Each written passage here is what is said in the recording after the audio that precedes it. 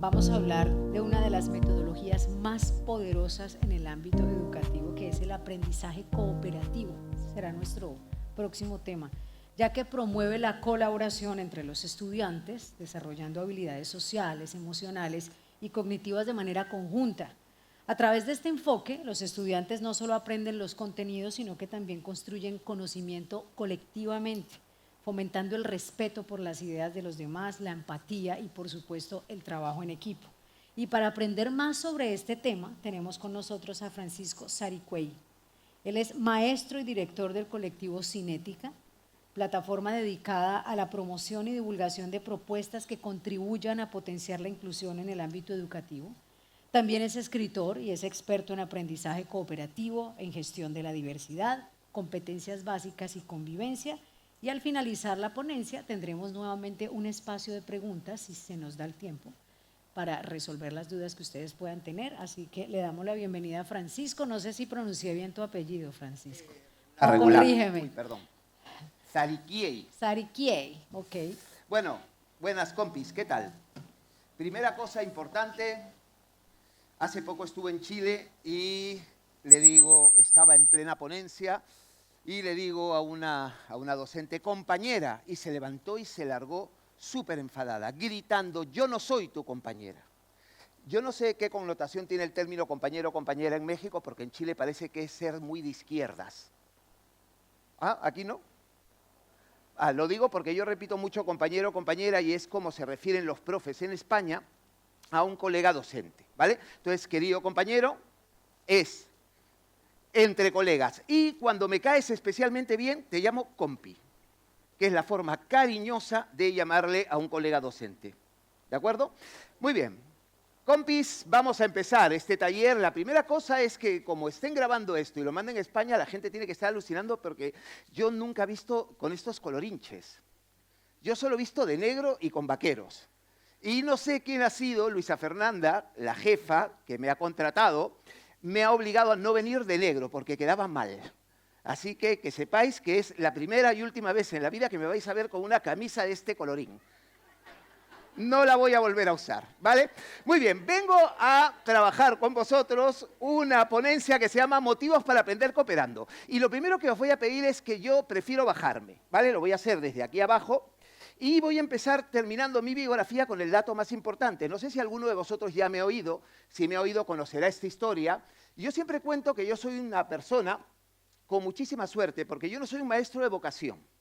Yo llegué a la educación por la alopecia, compañeros y compañeras. Yo quería ser este de aquí. Este quería ser yo.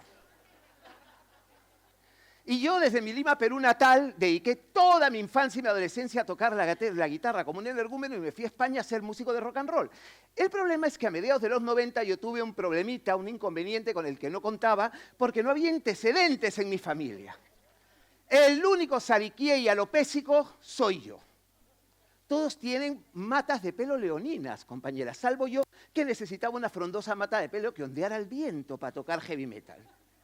A mediados de los 90 pierdo esa frondosa mata de pelo. Gracias a Dios yo tomé la mejor decisión de mi vida, la decisión cooperativa más inteligente que yo he tomado, que es unirla a la de mi mujer, que no sé si porque es mi mujer o simplemente porque es mujer, es mucho menos llorona que yo.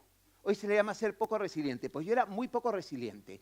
No me duchaba, una cosa horrible. Se perdía el pelo con muy poca dignidad en los 90.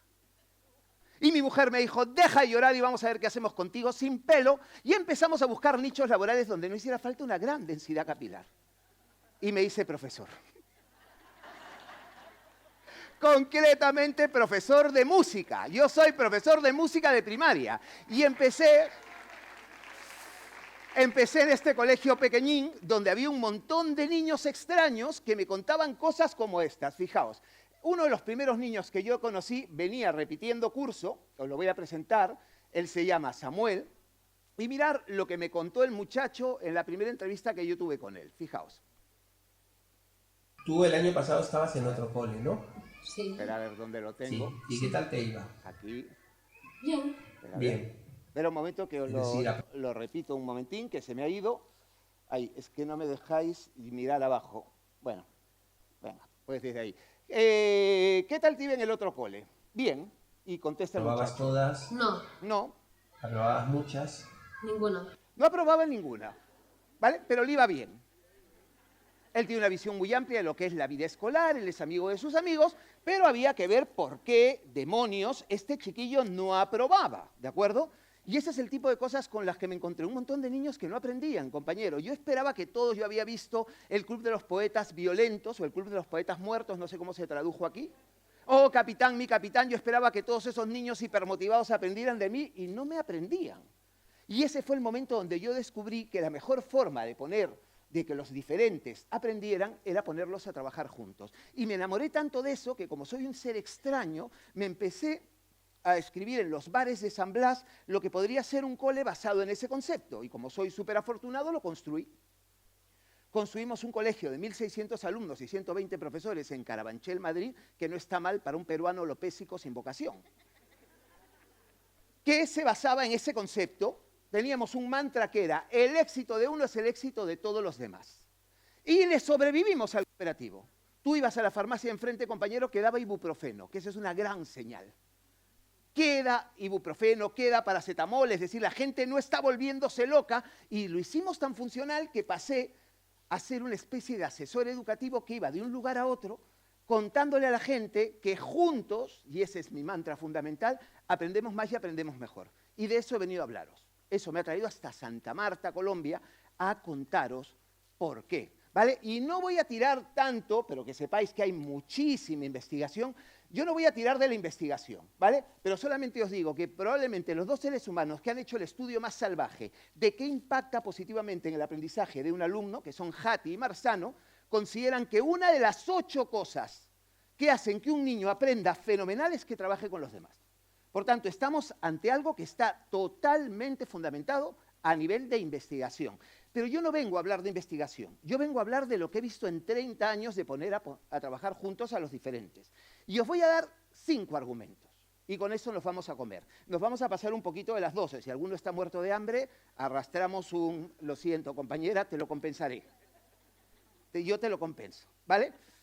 Voy a daros 5 argumentitos, ¿vale? 5 certezas básicas. Y empiezo por la primera, pero te va a molar, porque yo no hago teoría, yo te lo voy a mostrar en la práctica. Porque solo aprenden los seres humanos que hacen cosas. Lo decía antes la compañera cuando hablaba de los móviles, de que el niño tiene que estar conectado. Si el niño está en otra cosa, no aprende. Y para aprender, tiene que hacer. Y os muestro un ejemplo de lo que quiero decir. Probablemente los seres humanos que más hacen en las escuelas sean los niños de párvulos, de preescolar, de infantil. Nos vamos hasta una escuela chilena a ver a niños de 4 años que inician su clase de matemáticas así. Tengo un cuerpo geométrico que tiene 2 caras. Caras. A ver, José, muy bien cómo levanta la mano. Que puede apilarse, puede rodar. Le voy a preguntar a Antonia, ¿qué cuerpo geométrico crees que puede ser? Cilindro. ¿Será un cilindro? El cilindro, a ver, ¿Será el cilindro? ¿puede rodar el cilindro? Sí. ¿Se puede apilar? Sí. ¿Tiene 2 caras? Sí. Muy bien. Bien, Antonia, que Muy bien, Antonia. Por cierto, algún matemático especialmente sesudo ya sé que la cara que gira no es también una cara, ¿vale? Pero ellas no la consideran cara. Ellos hablan de las caras llanas. Por eso le dice, tiene 2 caras, puede rodar, ¿vale? A ver, compañeros, ¿estamos de acuerdo en que lo que acaba de hacer Antonia es vital para aprender? ¿Sí o no? A ver, sobre todo por una cuestión fundamental, y mirarlo desde aquí. A ver, yo, compañeros y compañeras, no voy a aprender nada si no me conecto a la sesión de clase. Por eso, todos los chiquillos y chiquillas que levantan la mano, como Antonia, y participan en clase, tú sabes que están conectados. ¿Estamos de acuerdo? El problema es que no solamente están esos niños. ¿De acuerdo? Quiero ponerte otra vez a mi amigo Samuel. Fijaos, cuando yo le pregunté a Samuel, oye Samuel, ¿por qué te iba tan mal en el cole? Mira lo que me contestó Samuel. Repito. Tú el año pasado estabas en otro cole, ¿no? Sí. Sí. ¿Y qué tal te iba? Bien. Bien. Es decir, aprobabas todas, No, aprobabas muchas, ninguna. no aprobabas ninguna. Ninguna. Nada, ¿Y por qué? Porque no me esforzaba. no se No te forzaba. No me esforzabas. esforzaba. ¿Tú participabas mucho en clase? Mirad esto. No mucho. ¿Por qué? Porque me daba vergüenza hablar delante de todo. Ay, amiga. Me daba vergüenza hablar delante de todos. De hecho, antes decía la compi, me siento una profesora en el aula que le pregunta y no le levanta la mano ni el apuntador. Claro, los pequeñines de 4 años levantan la mano todos. Una cosa extraña. Tú eres de secundaria, de niños de 15, hazte un tour antropopedagógico aquí a 5 años. Vas a alucinar. La motivación existe, compañeros. Hay motivación. El problema es que te vas a los 14, 15 años y la estadística dice que el 80-85% de la interacción profesor-alumno la monopolizan 2 o 3, los que pilotan. Entonces, ¿qué acaba ocurriendo, compañeros? Lo que estamos viendo aquí, que tengo 1, 2 o 3 que levantan la mano y de esos yo sé que están absolutamente conectados. Pero ¿qué pasa, compis, con los que no levantan la mano? ¿Cómo sabes que están conectados? Es difícil de saber, entre otras cosas porque existe, compis, este mecanismo de defensa que es innato en el humano, pero se activa a partir de la escolarización universal, que es la archiconocida cara de estar atendiendo. Desde bebés ponen cara de atender. Esto no lo anotéis porque es una fricada mía, esto ha salido en mi cabeza enferma. Vale, la cuestión es que, a ver, la gente no te hace apología de su desinterés, ellos ponen carita de atención. Pero tú, ¿cómo sabes que están conectados? Y métete una cosa en la cabeza. Nadie aprende nada que no puede conectar con lo que está en su cabeza. En terminología finolis, fina, a eso se le llama activar conocimientos previos. ¿Manejáis esa idea? Nadie aprende nada que no puede conectar con lo que está en su cabeza. Claro, compañera. Si yo fuera colombiano en este momento, yo ahora mismo no podría aprender nada, porque en mi retina se repetiría en bucle una y otra vez este momento icónico. La venganza de la selección Colombia. Ahí tenéis. Vale, si yo hubiera, porque yo soy de un país, el Perú, con ese que empatasteis. Anteriormente, nosotros salimos a hacer una fiesta simplemente por empatar con Colombia. Y vosotros estáis a puntitos de clasificar primeros en el Mundial. Yo con esas cosas no tengo cabeza para pensar en cooperativo. Si tú estás pensando en James Rodríguez, yo no te puedo enseñar cooperativo porque nadie aprende nada en lo que no está pensando. ¿Estamos de acuerdo? Por tanto, fijaos lo que consigue esta genial profesora de matemáticas con sus niños. ¿Recuerdas que ella empieza diciendo, tengo un cuerpo geométrico, le pregunta solamente a una niña? Un cuerpo geométrico. Vale, mira lo que hizo a continuación. ¿Qué atenta estuviste? Tiene una cara y fuera. Ah, ya. Cono. ¿A quién le toca?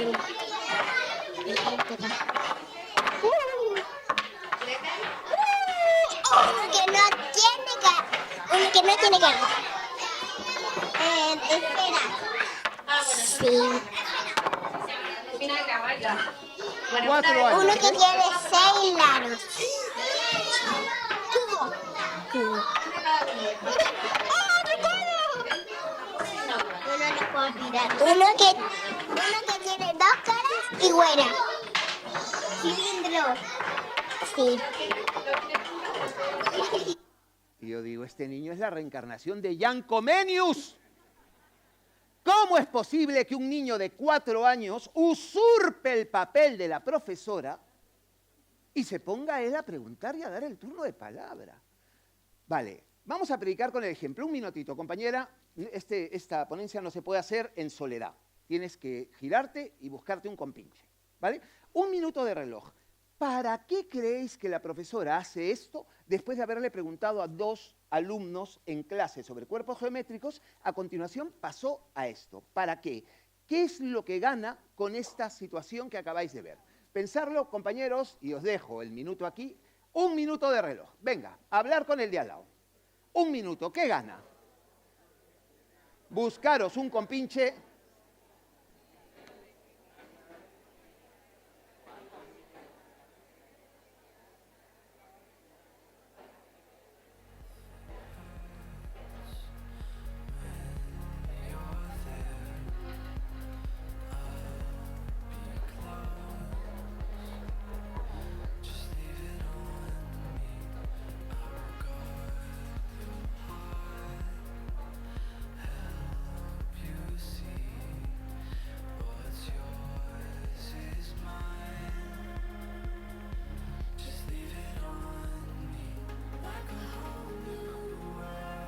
Sí, más o menos lo tenemos claro.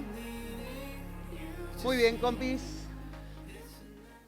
7, 6, 5, 4, 3, 2, 1. ¿Me escucháis? Fenomenal. Ya hemos hablado con el colega. Preguntita. ¿Alguien me querría decir qué es lo que gana la profesora con esto? Una única persona de infantil tienes. Compañera, ¿qué gana? Claro.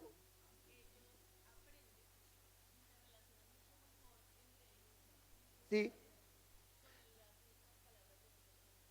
Los docentes lo que hacen es multiplicar las oportunidades de participar al tiempo que están aprendiendo a relacionarse y a trabajar con los demás. Pero fíjate lo que ha pasado. Yo te he hecho una pregunta, porque a ti te tenía mucha fe, que sepas, ¿eh? Porque hay dos motivos para estar tan cerca del ponente.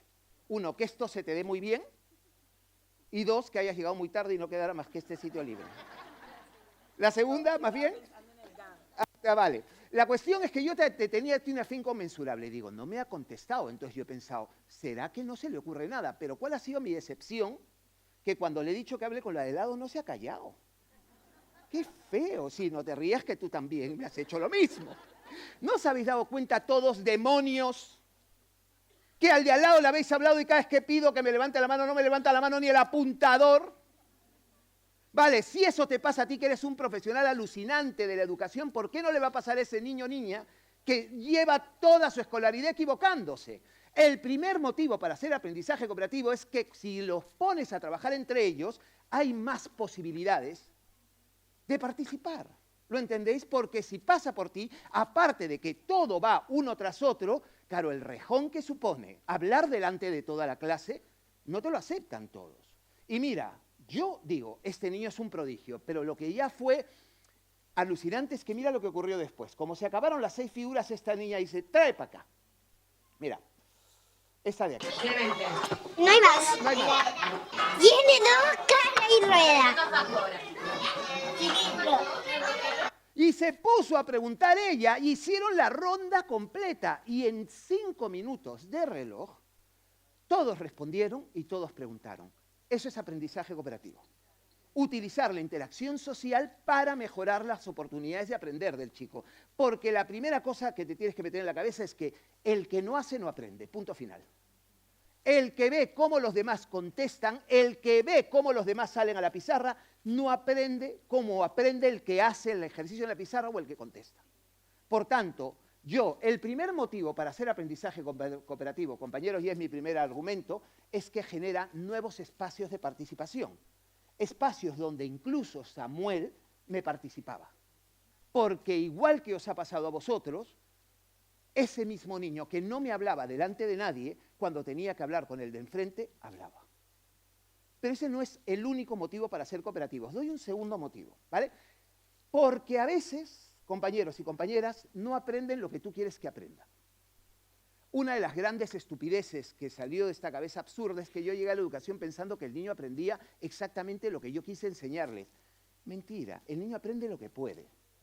Y voy a poner esto a prueba, ¿vale? Vamos a hacer una prueba que lleva copyright, porque esto se lo he copiado vilmente a Héctor Ruiz, que hay que decirle a Norma que lo traiga en próximas ocasiones porque es un crack de la educación. Héctor Ruiz es un tío que trabaja en España, que habla mucho de cómo se aprende de manera eficaz. Y él hace este jueguecito que voy a compartir con vosotros. Quiero que me concedáis un minutito de atención, igual que hizo antes mi compañera, que me encantó la primera actividad de las músicas. Quiero que leáis, por favor, con mucha atención, durante 10 segundos, la lista de 10 capitales que yo estoy cerrando agenda para el próximo año, ¿de acuerdo? Gente que estoy viendo para ir a dar alguna conferencia, algún cursito, ¿vale? Entonces, con lo poco ya que os queda en vuestra batería cerebral, 10 segunditos, concentraos a ver cuántas de estas 7 capitales sois capaces de recordar. ¿Preparaos? ¿Sí? Venga, va, 10, 9, 8, 7, 6, 5, 4, 3, 2, 1 y 0. Pensar un minutito a ver cuántas recordáis en silencio, de manera individual. Eran 7 a recordar. A ver cuántas podéis recordar. Primero individual. Daros 10 segundos a pensar en individual. ¿Más o menos los habéis pensado? Vale, juntaos con el compinche medio minuto, a ver si sois capaces de encontrar las 7 que he dicho.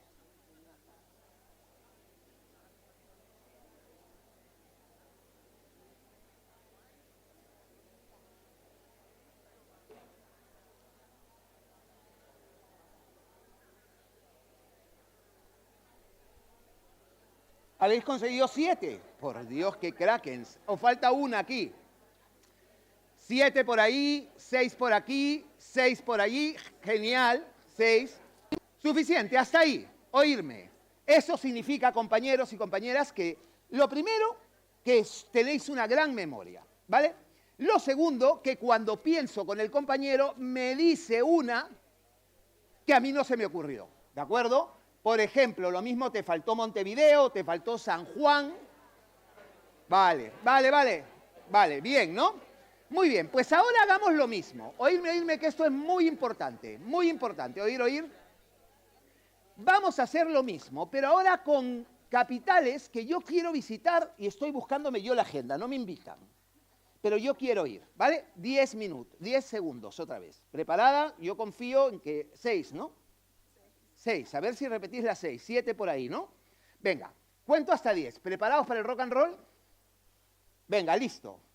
10, 9, 8, 7, 6, 5, 4, 3, 2, 1 y 0.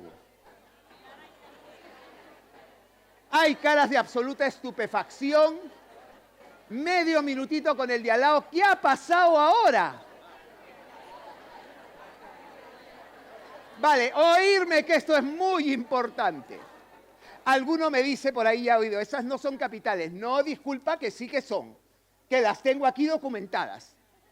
Ahora, ¿por qué las otras, oír que esto es importante, ¿por qué las otras habéis conseguido 6 de 7, 5 de 7?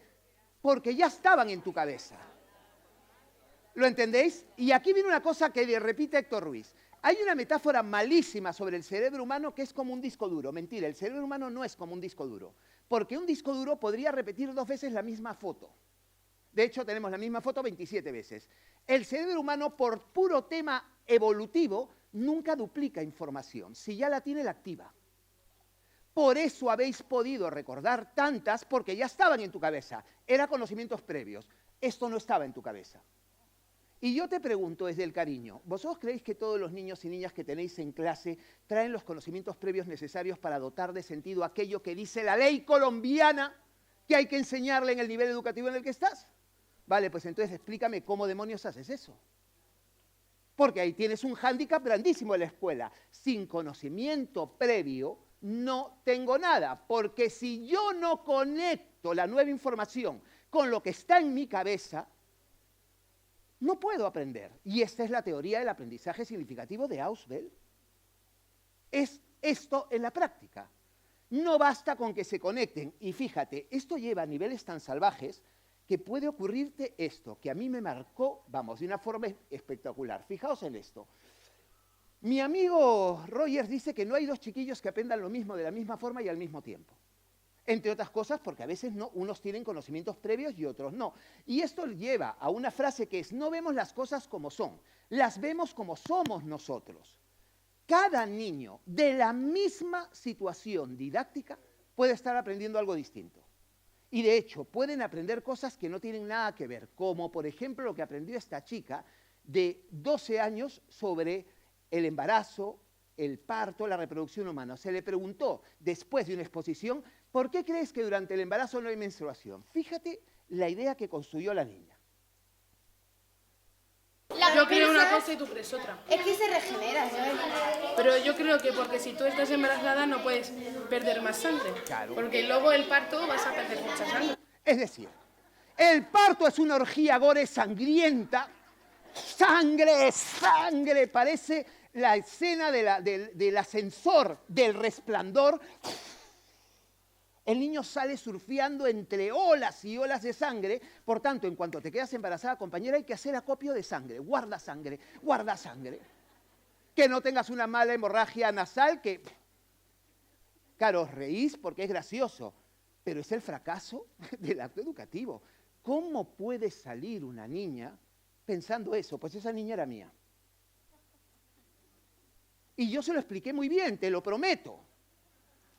Pero eso es lo que ella entendió. Compañeros, no hay dos humanos que aprendan lo mismo de la misma forma y al mismo tiempo. Por tanto, la Escuela de Psicología Social de Ginebra, la que continúa los trabajos de Piaget, lleva a la conclusión de que una cosa básica que deberían tener la oportunidad los chiquillos en la escuela es verbalizar lo que han aprendido, decirlo y discutirlo. ¿Para qué? Para recibir un feedback, una retroalimentación que les permita mejorar aquello que aprendieron. Y os voy a mostrar un ejemplo, ¿vale? Nos vamos a niños de 15 años y que tienen que traducir al inglés: mis primas vendrán a mi fiesta el próximo fin de semana. Entonces, tienen un verbo que es come y tienen que ver en qué tiempo verbal hay que conjugarlo. Y ocurre esto. ¿Usted cuál cree que es? My cousin to party next weekend. Are going to come? Is coming? No. Are coming? No. Next weekend. Are going to come? Sí. No. My cousins are going to come. Van a venir. To my party next weekend. No, pero eso sería con... Porque si ya lo sabe, que sería con presente continuo. Pero es que se sabe. Claro, entonces sería con presente continuo, no sería con going to. My cousins are going to come to my party next weekend. ¿Tú qué dirías? My cousins is coming to my party. Is. Sí, yeah. Are coming. Pero es que dice next weekend. Ah, no, hay coming. Are coming. Are coming. Y ya está. Next weekend. Pero es que si no se sabe si van a venir realmente o no. Claro, este es el conspiranoico. Este ya no sabe, ¿vendrán o no vendrán? Y eso lo atormenta por dentro. Este no duda, van a venir y es are coming, y a esta, que lo tenía claro, el otro le inocula el germen de la duda, mira. ¿Por qué no se sabe? No sé, porque es una predicción, ¿no? ¿Y por qué? Como dice que van a venir y ya está la semana que Va a viene. venir. Ah, no. Hombre, a lo mejor no viene. Ay, amigo, ya son dos. Ya tenemos dos que lo dudan. Bueno, pues eso, según la Escuela de Psicología Social de Ginebra, se llama conflicto sociocognitivo. Y lo que hace es estresar los esquemas de conocimiento. Y cualquier dudita o cosa que no tengan clara, todo se empieza a reconstruir, a mover. Es la teoría de Piaget. ¿Recordáis la teoría de Piaget? Cuando Piaget... Uy, se me ha ido a la siguiente. Bueno, vuelvo. Piaget, compañeros, decía hace un montón de tiempo que el aprendizaje humano se fragua en un proceso de equilibrio, desequilibrio y reequilibrio. La P de Piaget lo tenemos aquí. Fijaos, cuando a ti, compañero o compañera, te cuentan, te presentan un contenido nuevo, tú tienes unos conocimientos previos sobre los que asentarlos, ¿vale? La primera fase del aprendizaje humano es lo que se llama la apertura. Tú te conectas de cara a intentar relacionar eso que está en tu cabeza, eso que viene de fuera, con lo que está en tu cabeza. Si todo lo que tienes en la cabeza, compañera, es perfecto y tú hallas la lógica, el proceso es rapidísimo, se llama asimilación.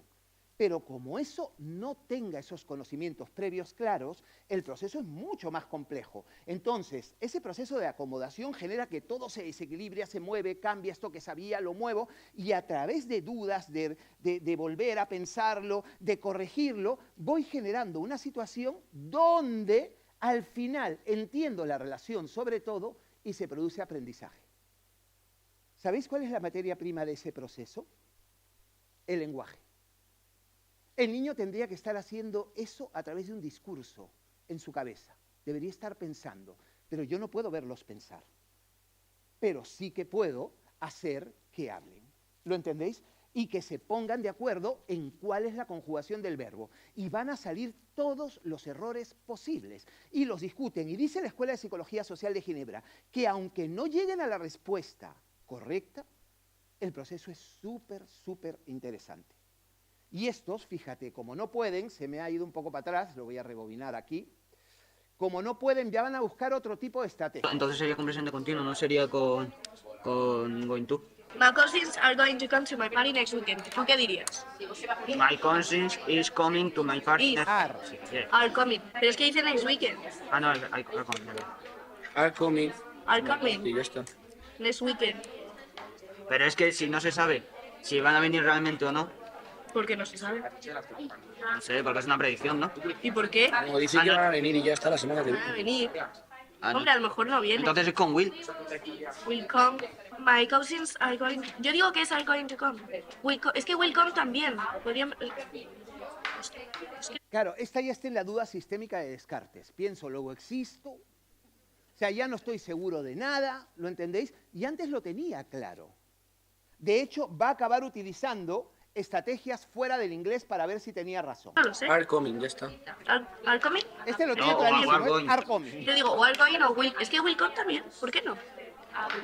Yo también pienso yo que pienso que es Will. Porque es una predicción, ¿no? Pero es que Pero en esta predicción dice ¿Van a venir? que van a venir la próxima semana, Es no que que pues- quizás vendrán. Venir la próxima semana. Es que es un plan o una predicción, no sé. Es que. Es un plan, no es una predicción. Ya se supone que han quedado para que vengan. O no. ¡Oh, no! Bueno, yo no sé. Yo esto no lo sé. Are going to Y come. mira esto, ¿eh? Will come. El espacio es el mismo, ¿no? Y dice, el espacio es el mismo, ¿no? Está viendo si el huequecito en la oración es más grande, porque ya no sabe ni su nombre. Al final acaban encontrando la historia con la ayuda de la profesora, pero esa discusión, compañeros, esos continuos, tú dices, yo te corrijo, esto es, pero esto no es, en terminología de este caballerete del que os hablaba antes, llamado John Hattie, que es sin duda el humano vivo que ha hecho el estudio más salvaje de qué impacta positivamente en el aprendizaje de un chiquillo. Este tío lleva 1.400 metaanálisis basados en 80.000 estudios primarios con 300 millones de muestra estadística en cuanto a estudiantes. Y ha organizado 250 influencias en el aprendizaje de un alumno y las ha ordenado de las que más influye a la que menos. De hecho, ha generado una revolución que se llama la enseñanza basada en las evidencias. ¿No habéis oído hablar de eso? Vale, pues fijaos, compañeros. Según John Hattie, una de las 10 cosas que más impactan en el aprendizaje de un alumno es que reciba feedback y retroalimentación constante. Es decir, que él diga lo que cree y otro le corrija y le dé feedback. Pregunta, ¿vosotros podéis darle feedback a los 35, 40 alumnos que tenéis en clase? No, pensar, compañeros y compañeras, qué ventaja tendría el que de vez en cuando yo ponga a los chicos a corregirse entre ellos aquellas cosas que han hecho de manera individual. Una vez que las han hecho, se juntan y hago que lleguen a un acuerdo de respuesta. ¿Vale? ¿Qué ventaja ganaría con eso? Pensarlo un minutín y ya pasamos al tercer argumento. Otro minuto con el compinche. ¿Qué gano si discuten con los compañeros igual que hemos visto ahora? Un minutín, venga.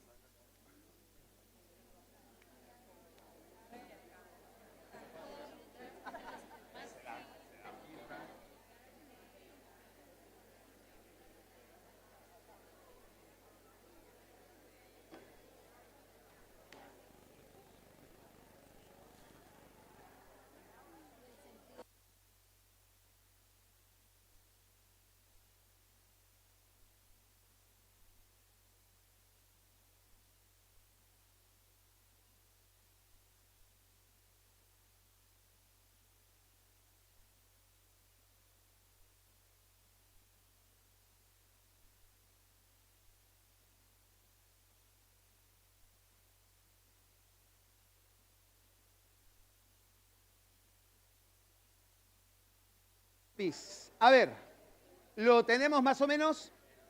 ¿Sí? ¿Vemos cuál es la ventaja de esto? ¿Sí? Vale, ¿alguien me lo querría decir? Vale, pues ver, pero me da igual, porque ya lo has hablado con ella. ¿Qué más me da oírtelo ahora yo? Si yo ya sé que lo has hablado, ¿lo entendéis?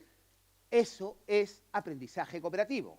Generar una dinámica, compañeros y compañeras, donde la interacción cooperativa genera una retroalimentación entre iguales que hace que los chiquillos vayan aprendiendo mejor las cosas, porque el chiquillo no siempre aprende lo que tú quieres enseñarle. Y voy a por la tercera, que ya me quedan 20 minutitos solo. Vamos a por la tercera, porque a veces ni siquiera consiguen aprender. Tú explicas algo y hay chiquillos que no entendieron bien lo que tú dijiste y no pueden operar con lo que tú quieres que operen, no pueden realizar las actividades. ¿Cómo resolvía eso cuando yo llegué a la educación? Igual que lo hicieron conmigo en los Agustinos de Lima, Perú. Yo los tenía en filas de 1 ¿De acuerdo? Y cuando les explicaba cosas, había chiquillos que se enteraban, había chiquillos que se enteraban un poquito y había chiquillos que no se enteraban de nada. Cuando ellos tenían problemas para trabajar, ¿quién respondía esas dudas? Lógicamente, como me habían enseñado a mí, yo resolvía esas dudas. Así que yo me sentaba, ellos me hacían una filita, iban preguntándome sus dudas. Si tú tienes 2 o 3 alumnos con dudas, esta probablemente sea la estrategia más eficaz de hacer esto. Pero si ya no son 2 o 3, pero si son 6 o 7, si son 8 o 9. Claro, y cuidadín, si este se enroca, yo a este pobre le cierro la ventanilla antes de que llegue a la consulta. ¿Y tú sabes lo que acabó con mis ganas de vivir, compañera? Yo estuve a punto de dejar la docencia, ¿eh? Pues ya te he dicho que tenía muy poca resiliencia. Esta niña venía a preguntar si podía usar el lapicero rojo que le había regalado su madrina. Joder, que llevo desde septiembre diciéndote que el rojo para corregir y me vienes en marzo y todavía me preguntas eso y me ocupas lugar en la fila. Y compañera que se esconde taimada y arteramente detrás de su libro de texto, me venía a preguntar la gran pregunta que me hacían cuando yo era tutor de 5º y 6º de primaria. ¿Copio el enunciado, copio la pregunta o solo contesto? A mí me da igual si se copia o no, pero tú estás para esas tontunas. Claro, compañera, te ríes, pero por contestar a la tontería del rojo y a la tontería del enunciado, yo a que tiene una dificultad de verdad no lo atiendo. Y yo estuve a puntito de dejar la educación. ¿Y sabéis quién me salvó? Mi suegrito. Ay, qué familia, qué familia. Vale, mi suegro era maestro en una escuelita rural en Montemayor de Pililla, Valladolid. Y él era el único maestro de todo Montemayor de Pililla. Y él tenía niños desde 6 años hasta 14, todos juntos, 40. Y no denunciaba a las autoridades competentes por sus condiciones laborales. Y él me dio el mejor consejo que me ha dado nadie. Nunca contestes a una pregunta que puede contestar otro chiquillo o chiquilla. Si puede contestarla un niño, deja que la conteste el niño. Tú quédate para lo que nadie puede contestar. Y yo empecé, vais a ver un vídeo de cómo empecé a ser cooperativo. Yo empecé haciendo que antes de irse a casa a hacer el trabajo de casa, yo les daba 5 o 10 minutos para que hicieran ejercicios juntos de cara a entenderlos. Y os voy a presentar un niño que me cambió la vida. Este niño me enseñó a ser profesor, se llama Alex y me ha autorizado a que lo conozcáis. Fijaos, 6º de primaria, matemáticas. Yo les acabo de explicar las sumas y restas de fracciones y 2 chiquillos tienen que hacer los ejercicios que les he mandado juntos. Con esta idea, no pueden pasar al siguiente paso si ambos no han entendido el anterior. Mirad lo que ocurre, que termino ya. Ay, un medio. Ay, vale. Esto sí que dudo. Más 2 tercios. Más 2 tercios. Más 3 cuartos. 3 cuartos. Vale. Es que mira cómo lo hago yo. Ya está. 4 por 2, 8. 4 por 3, 12. 8 doceavos. Luego, 3 por 3, 9. 3 por 4, 12. Y luego, 3 por 1, 3. 3 por 2, 6. Y no te da lo mismo. A ver, hermoso, no te da lo mismo. Porque multiplicas todo por todo. Tras la mejor explicación de mínimo común múltiplo, compañera, que yo había podido dar, saca la idea que el número que hay por ahí lo multiplica por otro número, así aleatoriamente. Luego le da 2.432.312 y está todo mal. Y el chiquillo atendía en clase. Gracias a Dios, porque ya veo tus ojitos, estás pensando, es que debía ser un profesor nefasto. Bueno, tan malo no sería.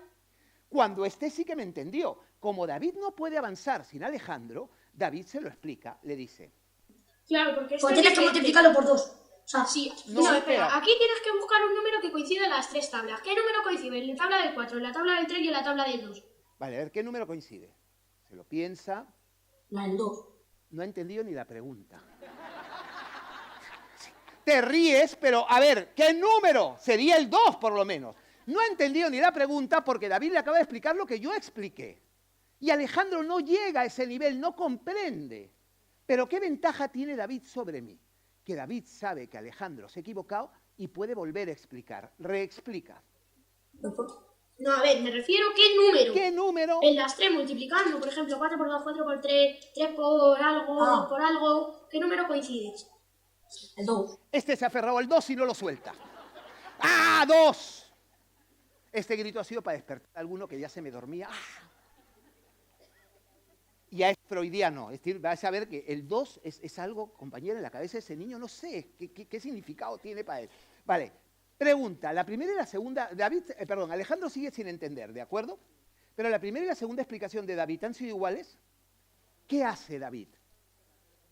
Simplifica. Por eso la gente muchas veces dice, a veces el niño le entiende a su compañero cosas que no le entiende al profesor, no porque sea mejor profesor que tú, sino porque él puede adaptar el discurso a lo que el otro comprende, cosa que es imposible que tú hagas cuando se lo explicas a 30. Si tú te sentaras con uno, lo haces ingeniero, lo hace Samuel, el Samuel de la mañana, ¿lo entendéis? Porque el problema no es que el niño explique mejor que tú, el problema es que tú funcionas en manada. No funcionas de uno en uno, y si no todos tienen los conocimientos previos, iguales, no todos están en el mismo nivel de comprensión, ¿a qué nivel colocas tú la explicación? Ahora, si siempre que tú explicas, combinas esos 10, 15, 20 minutos de explicación con que hagan 2, 3 ejercicios juntos, uno que entiende y uno que no, olvídate. Es que yo no me lo podía creer, por eso hicimos el colegio, porque yo empecé a ver que niños que no aprendían en ese momento con el compañero. ¿Eso significa que yo no tengo que explicar? No. Porque mi explicación era fundamental para que le entendiera David, ¿lo entendéis? Pero lo que no puedo pensar es que todo el mundo aprende porque yo he explicado, por Dios. Es que es muy inocente. David continúa, mira. No, ¿qué número coinciden todas? No, aquí no, a ver. Tú en la tabla, por ejemplo, 4 por 3 es 12. Sí. Pues tienes que mirar si el 12 coincide con estas dos. No, y ya A se ver, no desespera, sé, David dice, a ver. Que el 12 coincida multiplicando en la tabla del 3 por algo. ¿Hay algún número que multipliques el 3 y que te dé 12? ¿Hay algún número que multipliques por 3 y te dé 12? Eso no es bajar, compañeros, es el cuarto subsuelo. Si yo bajo a ese nivel delante de toda la clase, mato de aburrimiento al 90% de los allí presentes. Pero ese es el problema de Alejandro, que no está viendo la relación entre eso y las tablas de multiplicar. Mira, él dice, algún número tendrá que haber, porque él es muy reflexivo. Mira, alguno habrá. Sí. Sí, alguno habrá. Claro. Mira, mira. Mira. El 4. A ver, ya, pero cuidadín, ha tardado 12 segundos en saber que 3 por 4 es 12. ¿Tú crees que un niño que necesita 10 segundos para saber que 3 por 4 es 12 puede seguir una explicación en la pizarra del mínimo común múltiplo? Ya está, punto. Es imposible enseñarle a 30 lo mismo de la misma forma y al mismo tiempo. Por tanto, entiende para qué sirven tus explicaciones. Para generar conocimiento en el 10, 15, 20, 40, 60% de tu clase, pero no en todos. A partir de ahí empezamos a trabajar. Y a partir que él entiende, continúa. Y aquí sí que sale el 2 otra vez. Pues entonces, estas dos serían ya por 4, eso ya lo saben, ¿no? Sí. Y esta, ¿hay un número que también se pueda? Que te dé 2. ¡2! ¡No! ¡Pesado! 12. 12, que te dé 12. Sí. De la tabla de... Sí. Sí, ¿De cuál? 2, 6. Sí, entonces esta sería por 6, esta por 4 y esta por 3. Y mirad esto, ¿eh? Y ¿Pero ahora... por qué por 3? ¿Pero por qué por Pues porque 3? para llegar a 12 la tabla... Pregunta. Es importante que Alejandro pregunte, oye, ¿pero por qué por 3? Claro, para que lo entienda, pero ¿tú crees, compañera, que Alejandro paraba mi explicación, levantaba la mano y decía, profe, ¿por qué? Por el mismo motivo que Samuel nunca levantaba la mano. Aquí tenéis el otro motivo para ser cooperativo. Porque a veces entienden con el compañero cosas que no te entienden a ti. Y a partir de esta respuesta va a empar a entender. Y ya voy al final. ¿Cuánto tienes que multiplicar por 3?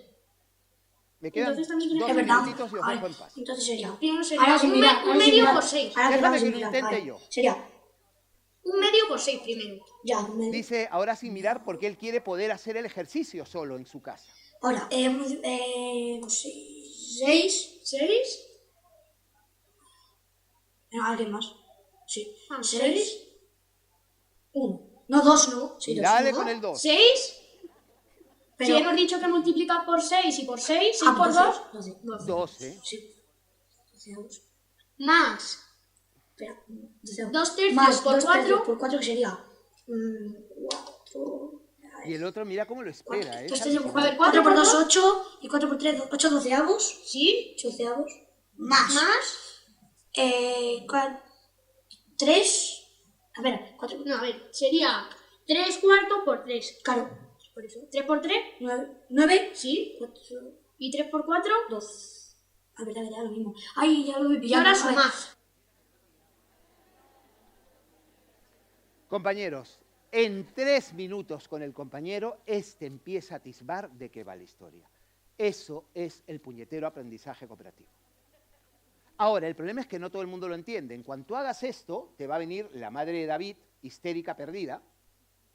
No, os lo estáis imaginando. O sea, va a venir la mujer y te va a soltar a la cara esta frasecita de aquí, que es la última pregunta que os hago. Ayudar a otro perjudica a mi hijo, él aprendería mucho más si trabajara solo. Estupideces. No es verdad. Quien más está aprendiendo en eso que habéis visto es David y no Alejandro. 1 minutito, convencer a la madre incrédula y ya vamos al final de esto.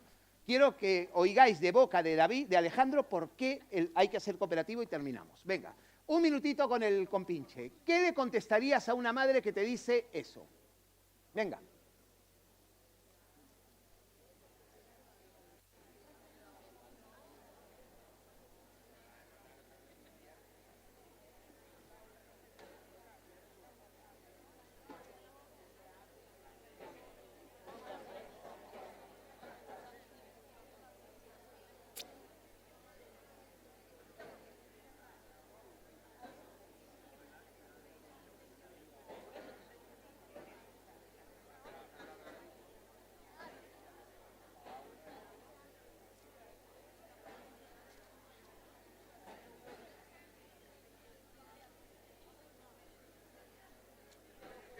¿Por qué se beneficia tanto David?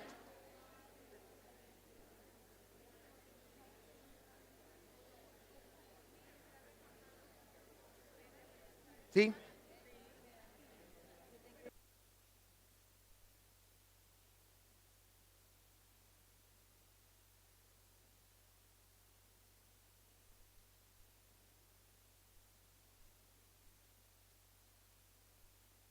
¿Estamos de acuerdo, compañeros y compañeras, que esta mujer no tiene razón? Vale, termino con esto. El problema es que si a esta mujer tú le hablas de Bloom, piensa en Orlando Bloom de Piratas del Caribe. Y el que mola es este, que es más feo, pero más trascendente para la historia de la humanidad. Cuando David explica cómo se hacen sumas y restas de fracciones, no se mueve al nivel a aplicar. No es que recuerde, comprenda y aplique un procedimiento. Es que tiene que enseñárselo a otro, lo que supone un nivel de análisis, un nivel de evaluación y, sobre todo, un nivel de creación de formas distintas de explicar que lo llevan a un nivel superior. No seamos fariseos. Cuando yo pongo a David a trabajar con Alejandro, no solamente lo pongo para que Alejandro llegue al nivel a aplicar, lo pongo para que David traspase ese nivel y pase a niveles de conocimiento muy superiores, que suele ser los que tiene un profesor que explica las cosas. Y con esto, compañeros, me voy al final. Solamente quiero acabar con que Alejandro os cuente una cosa y os dejo. A estas alturas del partido yo tendría, por tanto, una última cuestión, ¿vale? Que es que el aprendizaje cooperativo permite que todo el alumnado, independientemente de su nivel, mejore. Mejora tanto el que explica como el que recibe la explicación. Ahora, ¿estamos de acuerdo, compis, con que no solamente han aprendido matemáticas, no solamente han aprendido ciencias naturales, no solamente han aprendido inglés? Estamos de acuerdo que estos chiquillos trabajando juntos han aprendido mucho más que contenidos, que era lo que me decías antes, compi. ¿Lo entiendes? Aprenden a trabajar con los demás. No voy a meterme en ese punto porque la compañera anterior lo ha abordado y para qué hablar sobre algo que está tan bien explicado. Solamente os digo una cosita, ¿vale? En el aprendizaje cooperativo yo genero toda una serie de habilidades que son vitales para vivir en el mundo de hoy. No solamente, cuidadito, compañeros y compañeras, habilidades vitales para vivir en ese mundo, sino también que yo creo que generas toda una serie de actitudes, habilidades, destrezas para mejorar el mundo en el que viven. Porque ¿qué clase de persona queréis formar? ¿Una persona que es capaz de ser indiferente al compañero que se cae a pedazos al lado o alguien que está dispuesto a dejar su trabajo para salir al auxilio del otro? Y eso, compañeros y compañeras, yo quería terminar con esto, es lo que vivió Alejandro. Alejandro Macías Pérez, que él me ha autorizado, insisto, a que os ponga este vídeo, en tercero de primaria, con solamente 9 años, ya era un fracasado escolar que no hacía nada, de nada, de nada. Hasta que en cuarto lo pilla una compañera y lo pone a trabajar en un grupo cooperativo que necesita que él trabaje con ellos. Y mirar cómo cambió su vida. Termino con esto. Los 4 minutos más bonitos que yo he grabado en mi vida. Fijaos, el último motivo para hacer aprendizaje cooperativo es porque los chicos aprenden que pueden aprender. ¿Por qué hay muchos chiquillos, compañeros, compañeras, que día tras día en nuestras aulas aprenden que son incapaces de aprender? Y eso le pasó a Alejandro. Termino con esto, fijaos. Bueno, Alex, en primero, segundo, tercero, antes de usar aprendizaje cooperativo, ¿cómo te iban las cosas en el colegio? Mal. Mal. Sí. Pero mal, ¿por qué? Porque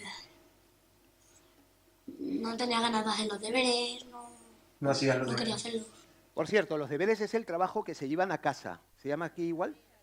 La tarea. Pues esos son los deberes, ¿vale? Él nunca hacía nada. ¿Te resultaban fáciles o No. te era muy difícil?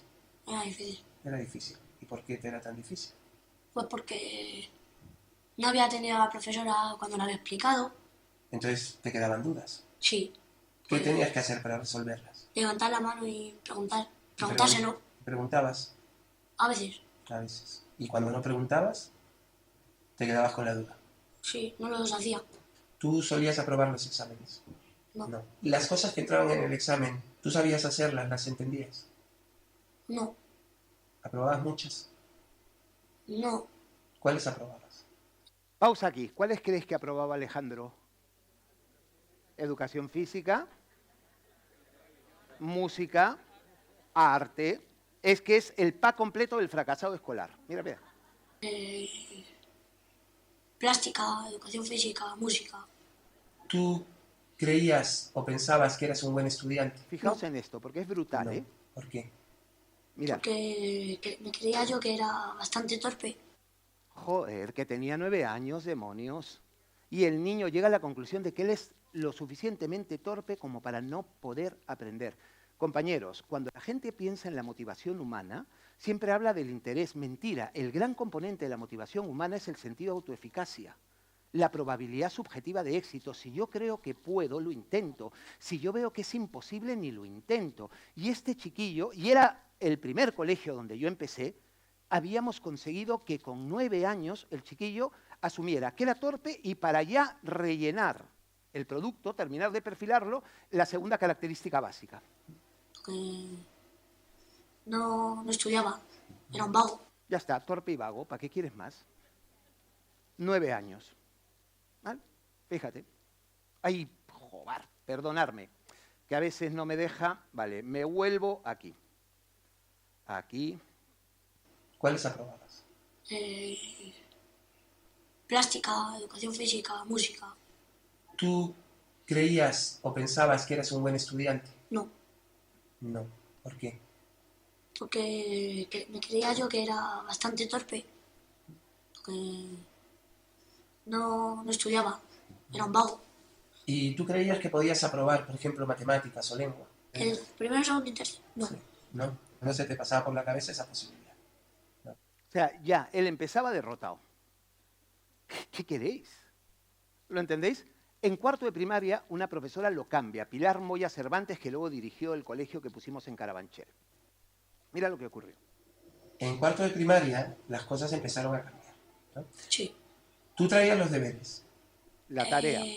Al principio no, luego ya los iba trayendo. Pues me decía la profe que fuese haciendo primero lo más fácil y luego ya cuando ya iba entendiendo lo más fácil, ya me iba aplicando lo que era un poquito más difícil. ¿Y por qué en primero, segundo, tercero Mirad esto, ¿eh? no entendías muchas cosas y en cuarto empezaste a entender? Pues porque en primero, segundo y tercero estábamos individuales y no estaba solo y no sabía hacerlo. Y en cuarto, quinto y sexto, que estamos en grupos, me ayudaban. ¿Y cómo te ayudaba?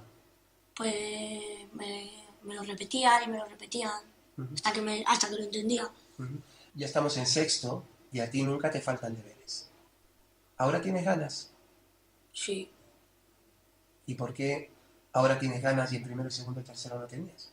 Pues porque en primero, segundo y tercero no me ayudaban nada. Y en cuarto, quinto y sexto estaba en grupo y me resolvían mis dudas, me ayudaban a hacer los deberes, a estudiar. Y cuando me ayudaban a estudiar y a hacer los deberes, el día siguiente, si teníamos un examen y me lo sabía y había aprobado, se alegraban por mí. Y por primera vez esa gente que necesitaba que él aprobara, que necesitaba, decía, bien Alex, y él empieza a tener reconocimiento del otro por aprobar. Y de hecho, todo eso porque le dábamos un punto siempre que un miembro del grupo traía, si todos los miembros del grupo traían la tarea de casa, el grupo tenía un punto. Y eso le cambió la vida para siempre a Alejandro. Y le daba puntos Les daba también. Puntos al equipo. Termino ya, Al equipo, sí. En cuarto, así como empezaste a hacer deberes, también empezaste a aprobar los exámenes. ¿Por qué? Si en tercero no los aprobabas. Porque estábamos en grupos y me ayudaban a estudiar, a hacer los exámenes bien. ¿Pero cómo te ayudaban? Pues Mirad esto, es alucinante. se quedaban en los recreos conmigo. Se quedaban en el recreo con él para repasar. Eso lo he visto yo, ¿lo entendéis? Y ese chiquillo empieza a tener un montón de éxitos. Hasta que me lo sabía, y cuando me lo sabía, pues me hacías todo el examen, pues yo lo resolvía. Y se alegraban por mí. ¿Te sigues considerando un mal estudiante? ¿Crees que eres un mal estudiante? No, No. Eres un buen estudiante. sí, Antes dijiste que tú creías que eras torpe, que te costaba mucho aprender. ¿Eres torpe? ¿qué va? Tú en el primer trimestre has aprobado todas. Y esto es lo Ya no fundamental, solo acaba la aquí. educación artística y la educación física. Has aprobado lengua, matemáticas, cono, incluso inglés. ¿Tú crees que aprobarás lengua en este segundo trimestre? Sí, ¿Y por qué estás tan seguro? porque ¿De qué depende que apruebes lengua? ¿De qué tiene que depender que apruebe para que él esté motivado? De él mismo, que él lo plasmó con esta frase. de mi esfuerzo. Probabilidad subjetiva de éxito y atribución causal. Los seres humanos que creemos que podemos hacerlo y que depende de nosotros, tenemos mucha más motivación y mucho más éxito que lo que no queremos. El último motivo para hacer aprendizaje cooperativo es porque le salva la vida a un montón de niños que por el motivo que sea no pueden seguir la lógica habitual de una clase. ¿Lo entendéis? Y esto no es que lo diga yo, que soy un imbécil, es que lo dice John Hattie, que la influencia más grande en el aprendizaje de un alumno es la expectativa que tiene el alumno con respecto a su propio aprendizaje. Si el niño cree que puede aprobar, aprobará. Si cree que no, es imposible. ¿Entendéis ahora, compañeros y compañeras, por qué? Claro, yo a lo largo de toda esta vida que he tenido he sido un tío con mucha suerte. No solamente porque tuve la suerte de ser el profe que hacía cooperativa, de poner un colegio, de ir de un colegio a otro ayudándolos a hacer cooperativo y de estar aquí con vosotros contándoos lo que Alejandro me dijo, que el aprendizaje cooperativo le demostró que él podía aprender. Por eso yo, tras toda esa experiencia, compañeras, entiendes que yo terminé todas mis ponencias con esta frase. Bendita alopecia. Muchísimas gracias, compis. Ha sido un súper placer.